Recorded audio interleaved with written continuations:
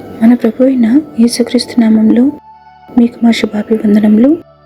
ఈరోజు దేవుని వాగ్దానము, యెహోవా నిన్ను నిత్యము నడిపించును, క్షామకాలమున ఆయన నిన్ను తృప్తిపరిచి నీ ఎముకలను బలపరచును. నీవు నీరు కట్టిన తోట వలెను, ఎప్పుడునూ ఉబుకుచుండు నీటి ఊట వలెను ఉండెదవు. పూర్వకాలము నుండి పాడైపోయిన స్థలములను నీ జనులు కట్టెదరు. అనేక తరముల క్రిందట పాడైపోయిన పునాదులను నీవు మరలా కట్టెదవు. యెషయా 58వ అధ్యాయము 11, 12 వచనాలు. The Lord will guide you always.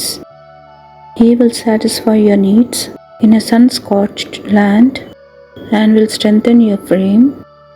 You will be like a well-watered garden, like a spring whose waters never fail.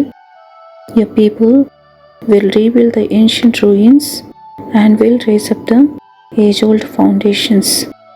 Isaiah chapter 58 verses 11 and 12. ప్రార్థన.